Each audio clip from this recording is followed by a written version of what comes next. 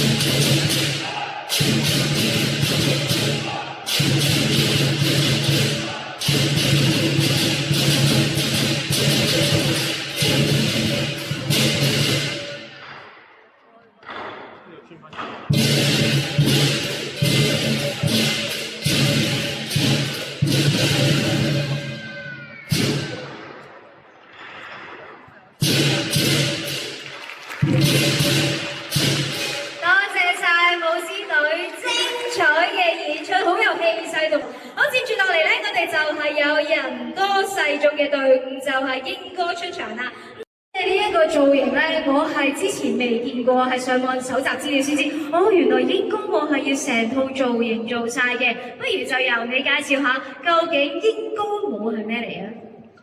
英我係潮汕一帶嘅一種所以潮汕舞蹈喺嗰邊有，然後落到嚟香港就將呢樣嘢喺香港發揚光大啦，係咪啊？係兩個嘅基本動作，係左腳踏前少少，將重心放低少少。我都有喎，係兩支棍互相敲擊嘅，係呢一個就係大家入到嚟就會學嘅嘢，最基本嘅動作嚟嘅。係第二個，仲有第二個，係將支棍，係棍頭同棍尾，你唔會打到我喎。第二個基本動作就係左手揸環，係咁用棍頭打棍頭，落嗰時棍尾打棍尾，跟住配合埋隻腳咯，右手右腳，左手左腳，右手右腳。哇，好犀利喎！俾啲掌聲好唔好啊？好，將以下時間交俾佢哋，掌聲有請。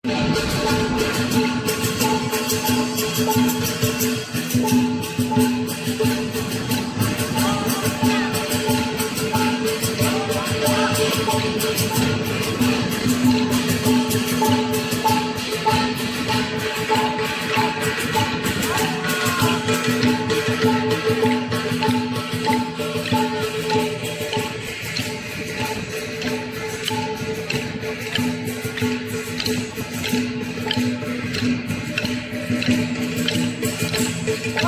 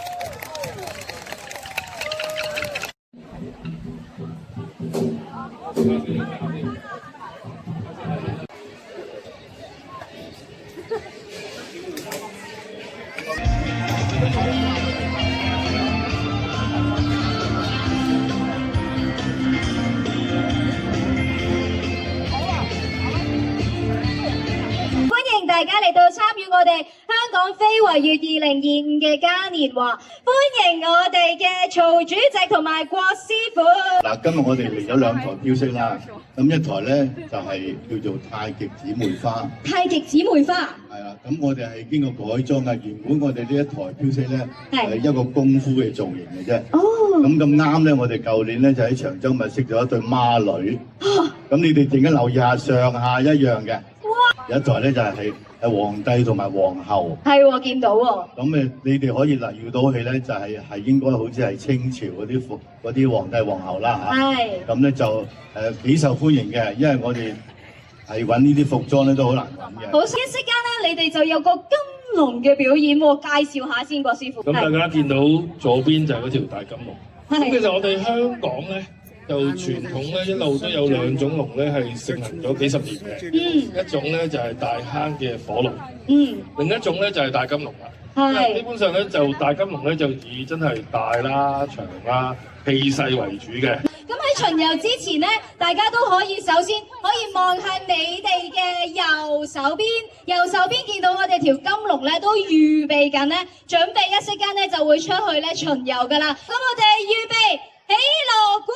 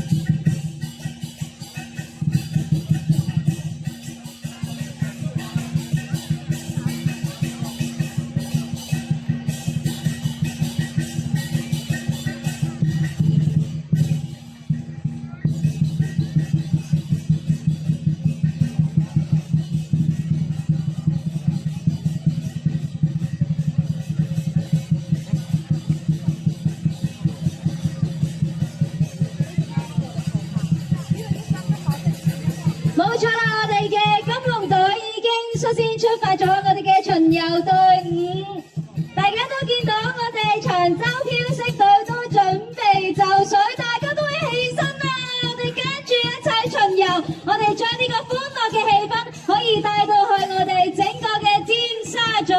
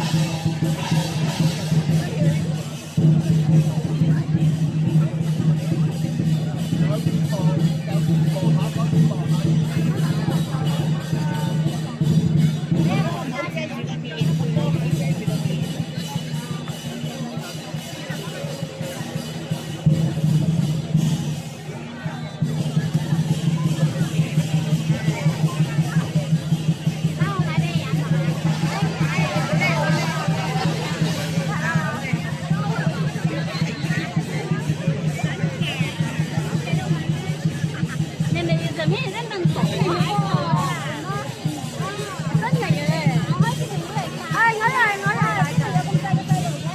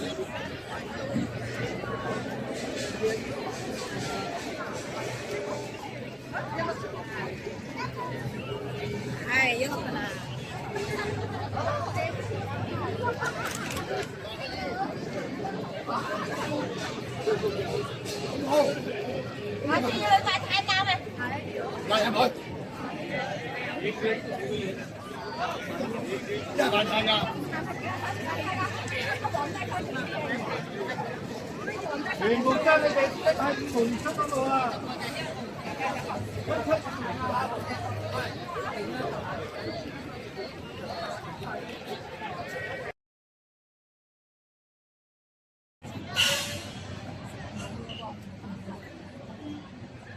先會，我覺得人哋話女兒心，海底針。不過講到落海底，難得到第二個，難唔到我嘅，就等我呢個彩珠少年，專會你嘅心事猜上一猜，你道如何啊？你當真能猜透我嘅心事？雖不中，亦不遠噶。意思是，你且猜上一猜。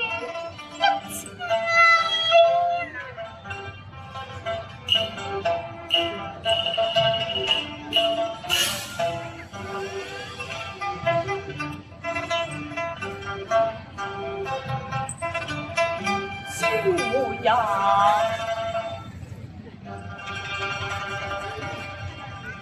你我伴在相交，緣非淺，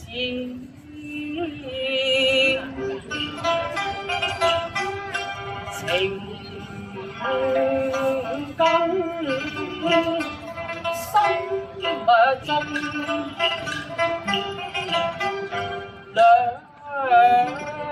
心馬牽，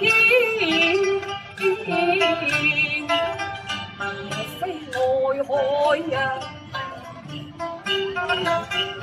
翻過情深意。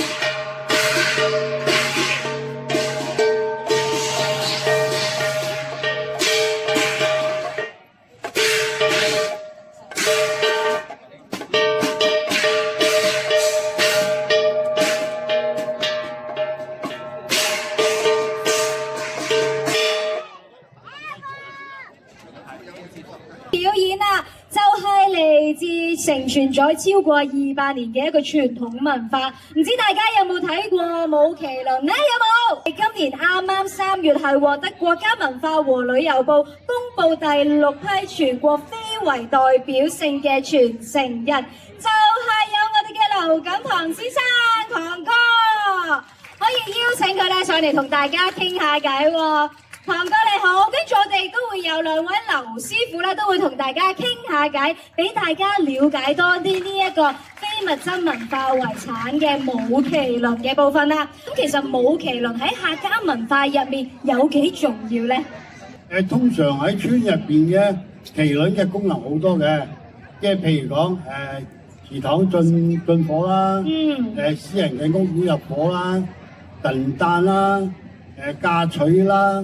地方嗰個活動啦，咁通常咧，我哋客家人，因為客家麒麟係我哋客家族群嘅圖騰嘛，都會出動麒麟去助慶㗎。客家舞麒麟咧係世代相傳嘅。係。咁我當然啦，作為一個盛傳人，我都希望代代可以繼續弘揚香港嘅非物質文化。唔該晒三位劉師傅，咁以下落嚟咧，我就將時間交俾舞麒麟嘅表演，掌聲有請。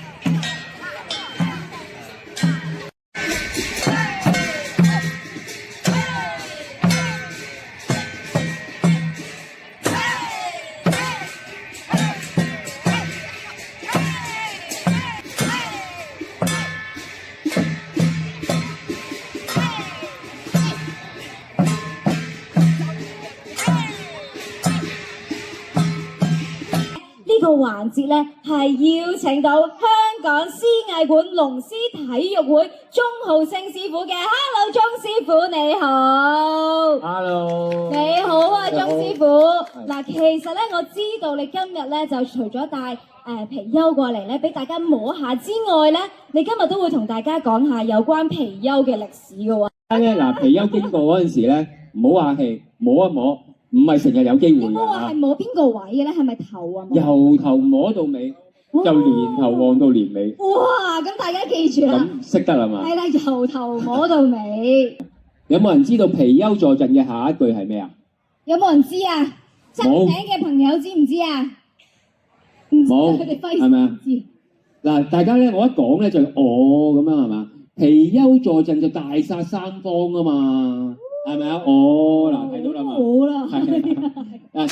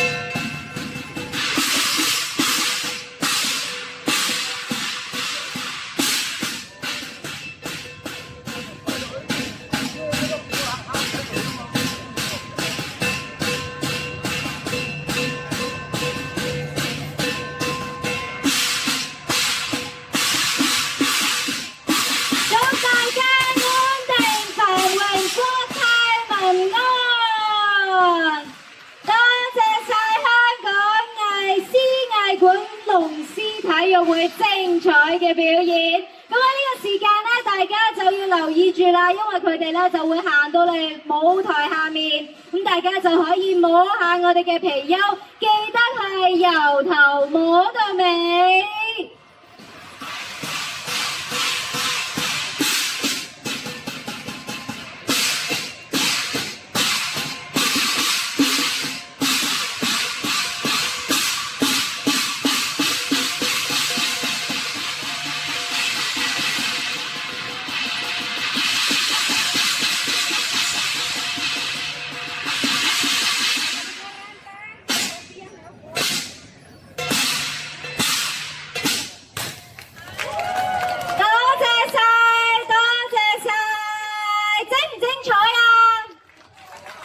聽唔到聲喎，精唔精彩？精彩，想唔想摸貔貅？想就記得行前啲啦，唔好錯過我哋摸貔貅啦！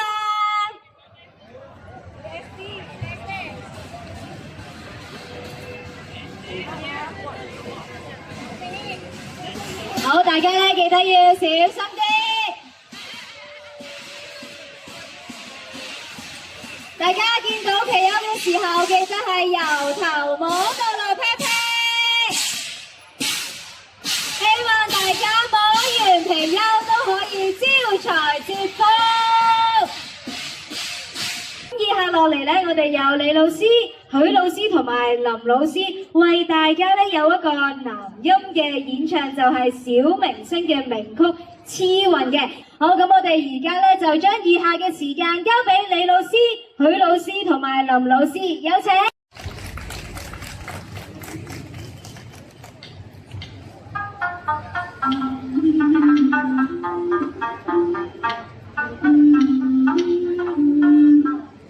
是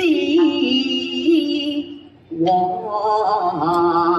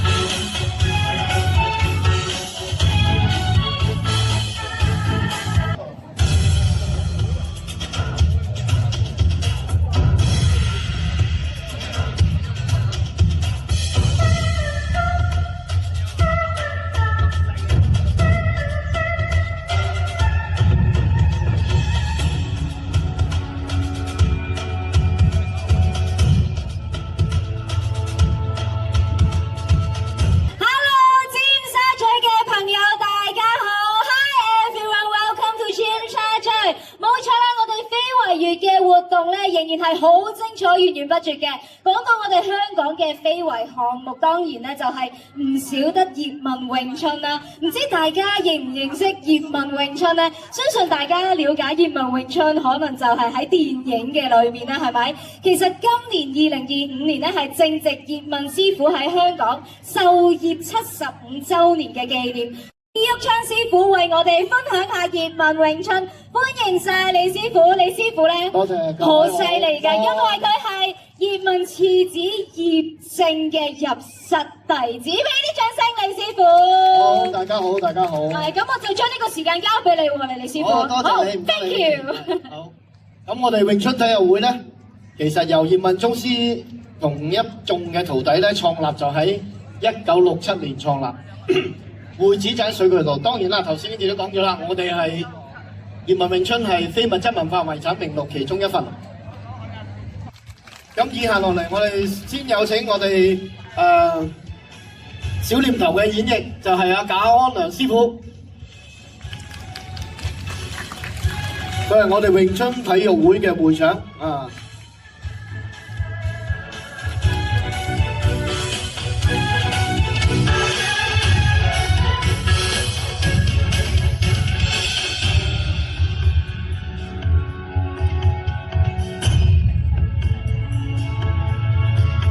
下一位係陳維成師傅，請準備。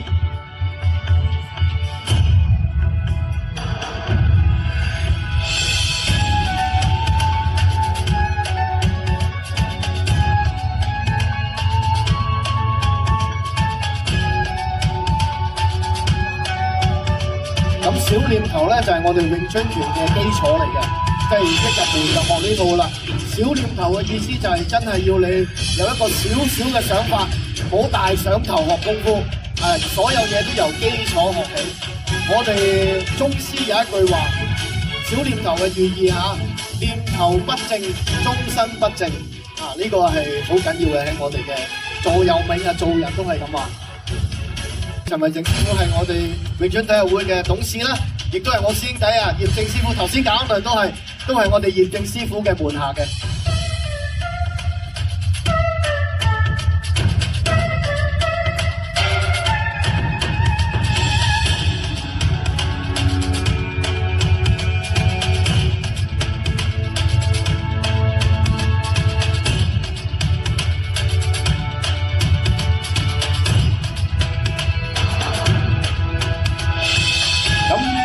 我見到嘅暫時就係阿陳維成師傅玩緊嘅，就係應該我叫詠春嘅摘要，係由葉正師傅去同我哋一班師兄弟去度咗出嚟嘅。因為之前需要一啲我哋去做演示啊，或者國家想做一套比較有系統嘅套路，咁所以形成咗呢個摘要拳出嚟。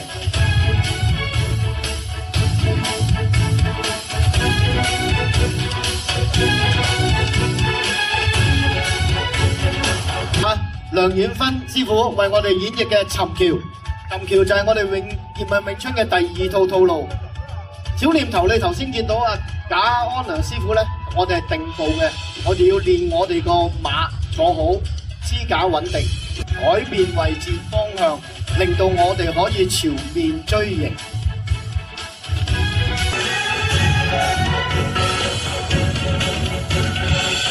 大家認唔認得出呢套係咩拳啊？係我哋嘅小念頭啊！咁咧，你見到老友記其實對佢哋好有幫助喎。佢哋我哋個腕嘅圈手動作啊，我哋個手臂嘅喐動啊，希望你嘅血液循環都會好啲啊！其實我哋唔好話講咩點啦，最基本我哋玩功夫要咩啊？強身健體，可以做到咁嘅喺社會上大家都比較接受，係真係有賴我哋葉問宗師啊！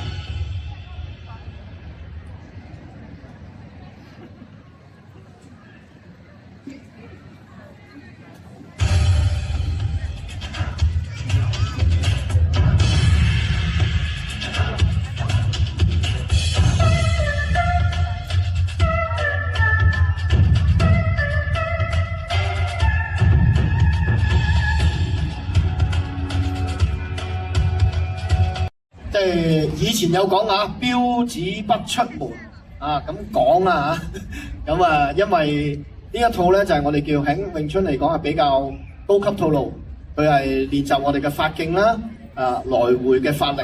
咁所謂標子不出門，你見我哋啲手咧其實係唔會好闊大嘅，所以我哋所謂四門啦，我哋個人有一格格咁，手唔出門咁解啫。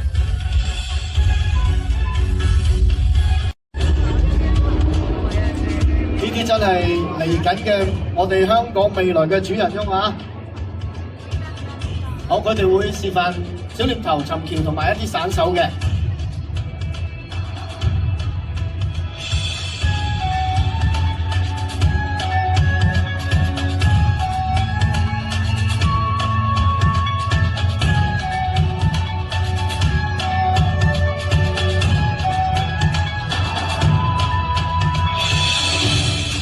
詠春嘅散手啊，對策，跟住阿孫永強同汪明準備。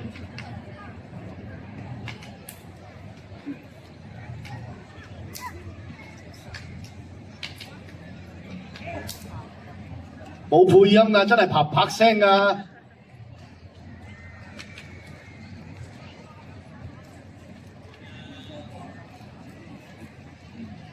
好，多謝晒，多謝晒。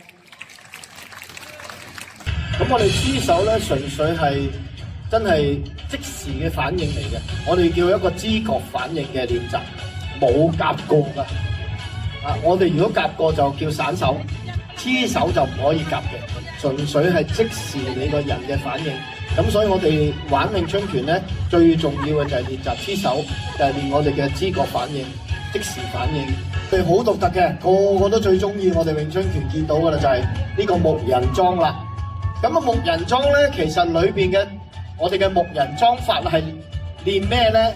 裏邊包含咗我哋頭先三套套路嘅嘢，小念頭、尋橋、標指嘅手法。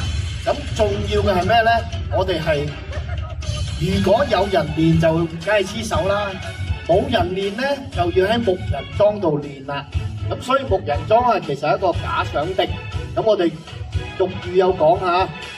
無師無對手，法道當中尋就係咁解啦。咁啊，有請蔡展輝師傅、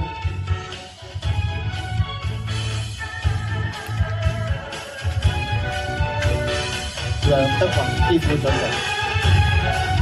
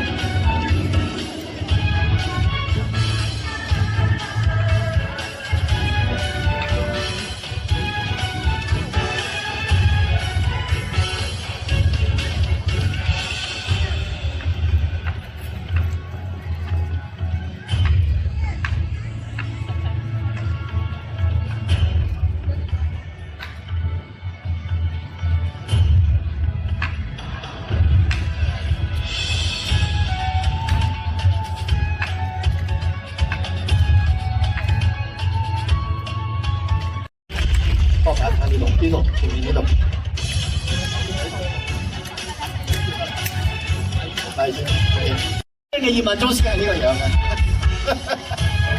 好，嗱，拳法、裝法都睇過啦。咁我哋詠春咧，詠春派咧有兩種兵器，一就係最短嘅，我哋叫八斬刀，兩把我哋叫蝴蝶刀啦，兩把刀嚟嘅。咁同埋一個最長嘅兵器6點半棍，咁啊好似一支長矛咁嘅。咁當然係以前就係冇咗個矛頭就變咗棍啦。好，咁我哋而家事不宜遲，我哋有請梁德宏師傅為我哋表演八斬刀。玩八斬刀個都係葉問宗師嚟㗎嚇，唔係甄子丹啊！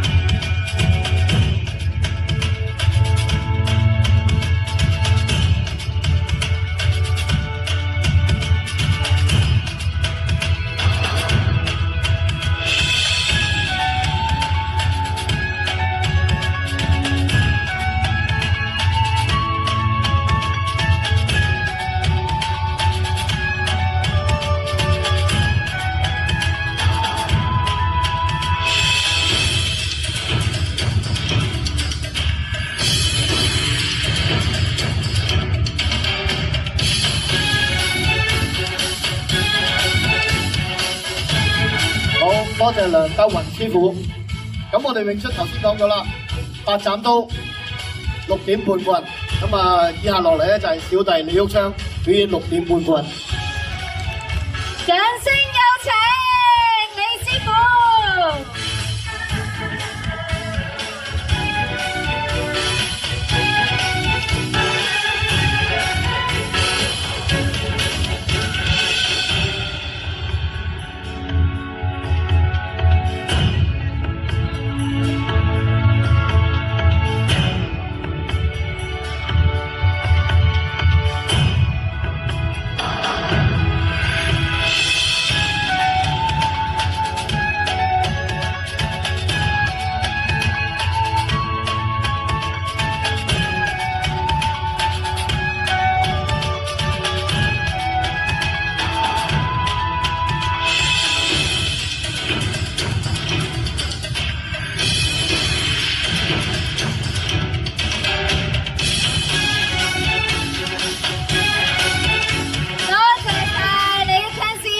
6點半棍嘅示範，亦都多謝晒咁多位嘅師傅。相信大家咧都了解咗好多有關葉問詠春究竟個示範係點樣，歷史流程係點樣啦。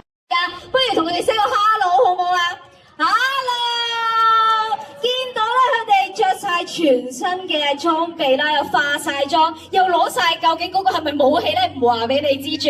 嗱，一息間咧佢哋都會有一個非遺項目嘅表演。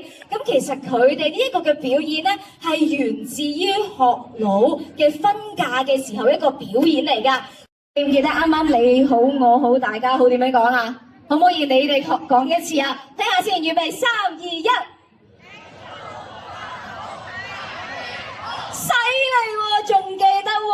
今日咧亦都好高興邀請到大埔元洲仔大王爺神廟顧問嘅徐小姐同大家講解多啲嘅，俾掌聲佢啦！歡迎你徐小姐。大家好，大家好。咁帶咗我哋一啲前輩啊，我哋啲老叔父嚟到呢度嘅當中，介紹究竟我哋大埔學老人係點嘅咧？嗱，好大個字啊，叫龍船舞。但係我哋咧仲有一個名嘅喎，唔係叫龍船舞嘅，係叫做好犀利，叫陸上龍舟。咁到咗後期咧，我哋搬到上岸啦，就冇船啦。咁我哋啲前輩啊，或者啲叔父啊嗰啲咧，或者啲嬸嬸啊嗰啲，為咗承傳呢個傳統，就整咗一對或者幾對啦，叫陸上龍舟，就類似爬咁去接個新人。等陣咧都會有一對新人。啊！有中西合璧嘅新人係嘛？等陣我哋都會接嚟俾大家睇下嘅，認識多啲嘅啊！咁請我哋嘅龍船隊表演。好，開始上學。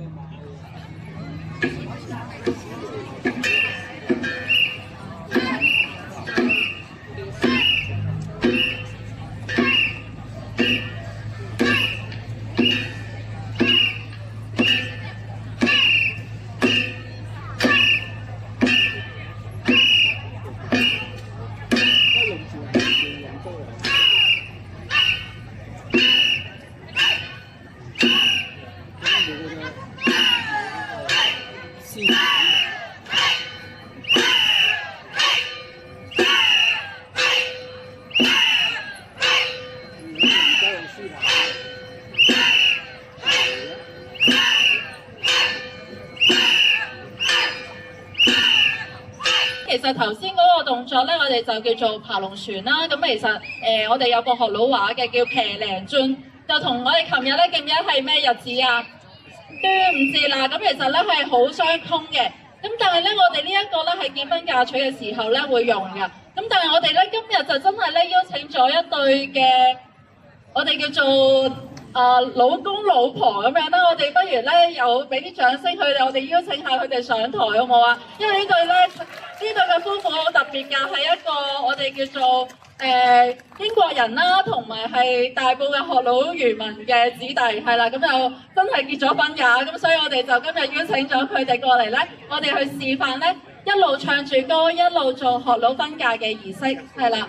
咁我哋咧咁陣間咧，我哋就會係啦，好得意係咪啊？係啦，新郎哥咧都係臨時咁樣俾我哋去叫佢咧幫我哋去着翻呢套衫。係啦，咁我哋咧就接住落嚟咧，我哋就會係介紹一個儀式嘅。咁呢個儀式咧，我陣間咧會行近少少同大家去做分享啊。係啦，咁就我哋等一等先，等阿姨可唔可以俾個位我咧？係啦。嗱，咁我咧就會介紹呢個儀式俾大家，因為咧現場睇啊同埋聽咧係最震撼嘅，因為咧呢啲嘢全部都喺屋企先會見到，咁所以我哋呢啲學佬婚嫁咧就係家庭式嘅，即係非物質文化遺產啦，亦都係可能同你哋出邊見咧好公開嗰啲咧就好唔一樣嘅。好啦，咁我哋咧而家就係做一個新郎哥大個仔就嚟娶老婆之前嗰一日咧，我哋要做一個叫做上頭嘅儀式。咁呢個咧上頭同你哋一梳梳到尾，二梳白髮齊眉唔一樣嘅喎。我哋係會擔遮，咁呢把遮我哋叫做黑傘，我哋係用黑色嘅，同埋有兩塊布嘅。咁我哋咧而家就試下揾個阿姨唱一唱我哋開遮嘅歌啦。在家里吊好霜啊，好霜怕归送穿郎啊，男家呀谁搞对呀？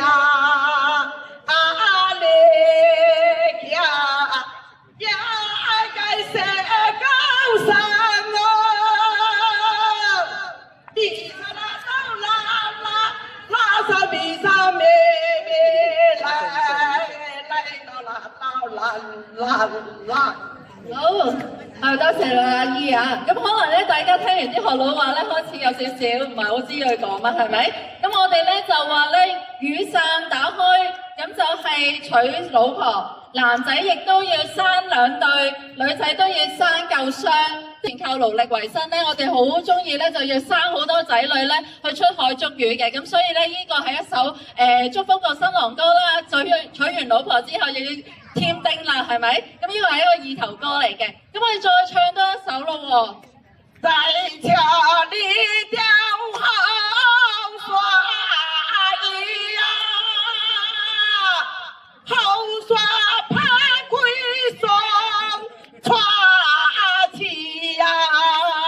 先咧就圓碌碌啊嘛，係咪？咁所以咧，我哋就會唱咧。雨傘圓，雨傘打開娶老婆，男仔亦都要生夠對，女仔亦都要生夠添，要添丁㗎，係啦。咁所以咧，我哋啲歌咧係有上對同埋下對，我哋就係成雙隨對嘅歌嚟嘅。咁啊，所以我哋好多時咧啲歌詞都係7句，好似7言詩咁樣。咁呢個就係一個示範啦。咁我哋咧仲有一個儀式嘅喎，新郎哥其實坐喺度咧。正常啦，今日係濃縮版啊！我想講，而家幾分鐘做晒，但係我哋以前係唱足45分鐘啊！咁我哋咧要做一個叫做掛紅嘅儀式，係啦，呢個掛紅就象徵啊新郎哥又係大個仔，我哋有唱首掛紅嘅歌咯喎。頭殘煙灰星光啊，我將下南宋傳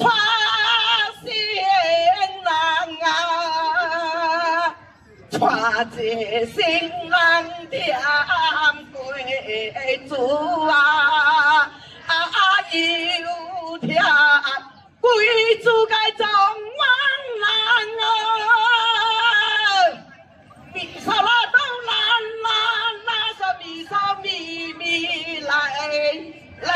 辣到辣辣辣。好，咁我哋着埋另外一條紅啦，咁樣其實咧都係要唱一啲意頭歌咧，都係祝福新郎哥咧就係添丁發財咁嘅意思嘅。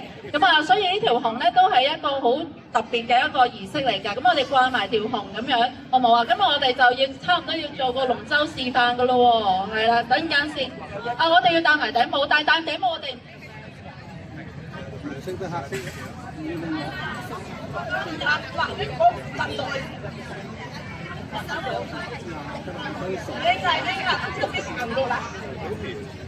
你而家新郎哥準備做大人啦，而家。好殘煙花鮮花有啦，我讓我南宋傳仙了啦，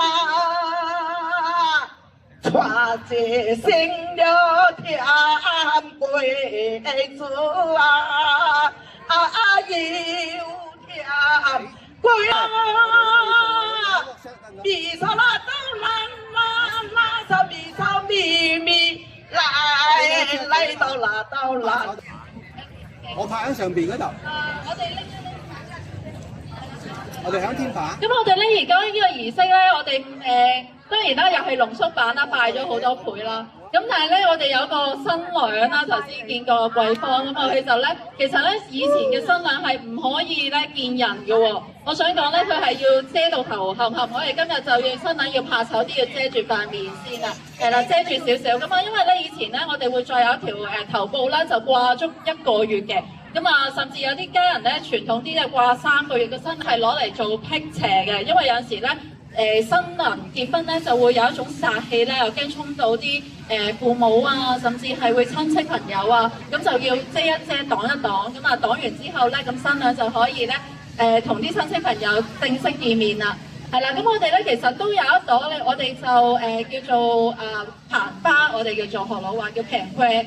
咁我哋咧就係新娘咧，如果出門嘅時候咧，好命婆啦，我哋叫做就係一個叫做有福氣嘅人咧，去幫佢夾呢一個嘅花嘅。咁我多數就係松柏同埋一個紅柳子咁樣，係啦。咁我哋阿姨又要唱一首歌咯喎。這輩真來呀呀天啊，我送出冇好些啦，我定落開會按做點嘛，阿玲怕開會幹掉啲嘅啦。咪手啦都難啦，拉手咪手咪咪來到啦都難。係啦，咁我哋都係唱咧嗰個石榴開花咧，跟住就即係會笑開心啦，跟住亦都係我孫咧就會娶老婆咧，就都會係即係嗰個檳榔開花就會紅珠點咁樣嘅，咁所以我哋都係一啲意頭嘢嚟嘅，係啦。咁我哋咧就再介紹多幾樣嘢啦，趁佢哋仲入緊花嘅時候，咁我哋咧其實我哋一路做個接新娘儀式，我哋要有個水煲，咁呢個水煲同埋有盞燈嘅喎，係啦，盞燈都喺度啦。咁我哋咧其實因為漁民咧夜晚黑即係接新娘嘅，我哋係出門2次，咁我哋多數係個太陽都未出嚟嘅時候就接㗎啦。咁所以咧呢一盞燈啦，兩盞燈同埋呢個水煲咧，我哋就叫開爐。係啦，咁我哋就係咧，因為以前啲人咧就喺個船頭嗰度接新娘咧，咁所以我哋就係要用呢啲燈同水去辟邪嘅，因為以前海上都有好多海難啊，好多人過身啊，咁所以咧我哋會驚有啲人咧係會驚啲靈魂啦，亦影響到對新人啦，咁所以我哋就要去淋一淋開路咁樣，去潔淨翻條路，係啦，咁我哋咧仲等多一等啊，咁我哋接完咧，我哋差唔多㗎啦。冇啊，係咪送一條啊？佢唱埋啦，係。掉了葵花呀葱啊，花送花毛青葱啊，我變了葵花按做點嘛。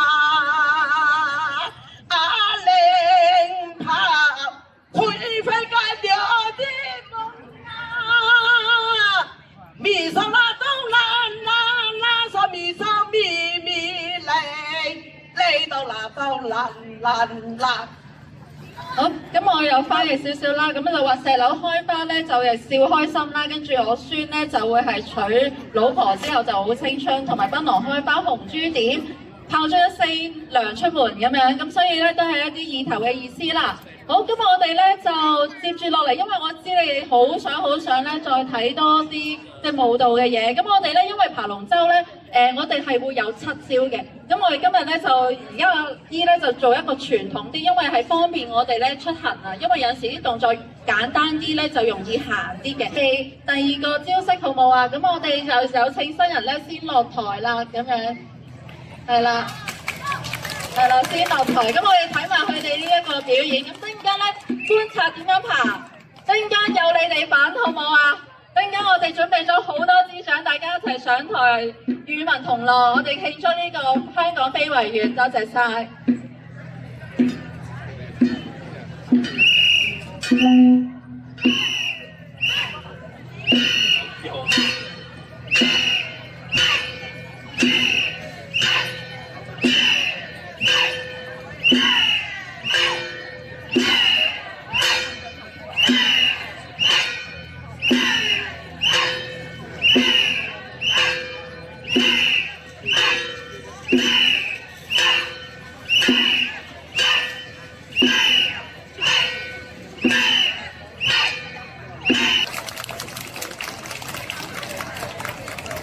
好，咁我哋咧就因為頭先阿姨又示範咗另外一招啦，我哋都有啲獎咧可以分配俾大家咧。如果有興趣，我哋可以係第一招啦，同埋第二招咧，我哋都可以喺台上一齊去玩，一齊去感受下一啲學老人嘅嫁娶嘅文化。因為咧我哋好多人㗎，即係其實咧爬龍船好多時係姨媽姑姐咧一齊去撐呢隻龍船嘅。咁所以咧，如果大家都有興趣感受翻一種集體嘅生活啊，集體嘅喜慶咧，咁大家都可以隨時攞住支獎。如果覺得怕醜咧，都可以喺我哋台前呢啲空位咧，就去學都得嘅。咁好啊！有冇邊一個台下嘅朋友或者山頂嘅朋友，會唔會都想一齊落嚟攞下個獎，一齊學下？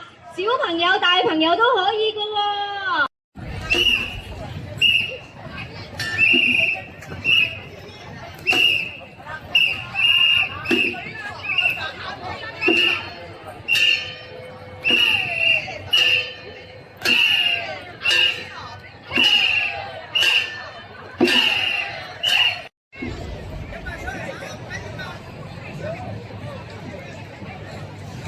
最後一次啦！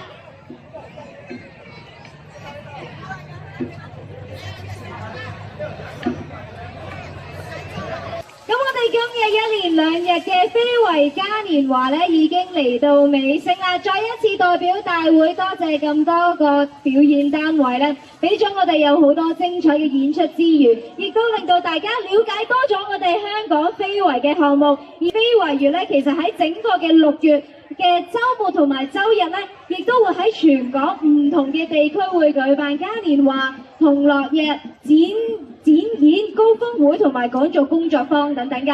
咁所以咧，歡迎大家都可以上到我哋非遺辦事處嘅網頁，可以了解詳情，然後就可以去到我哋唔同區，再可以了解多啲我哋香港非遺嘅項目㗎。大家先仲記唔記得啱啱你好我好大家好，仲記唔記得點講啊？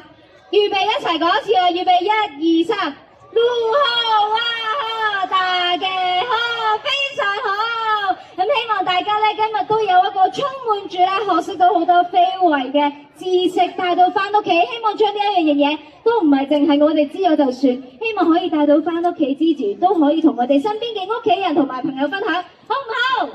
好啊！最後祝大家身體健康，開開心心，多謝你哋。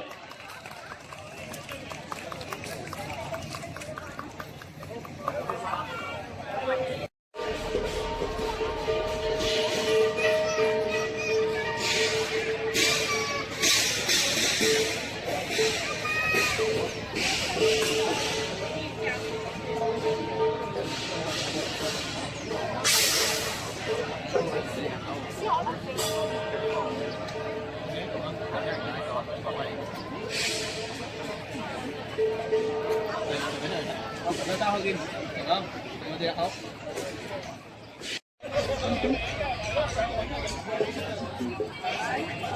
20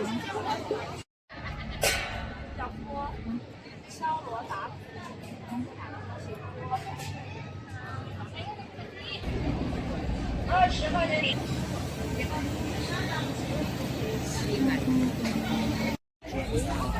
要不要喝水？要不要喝水？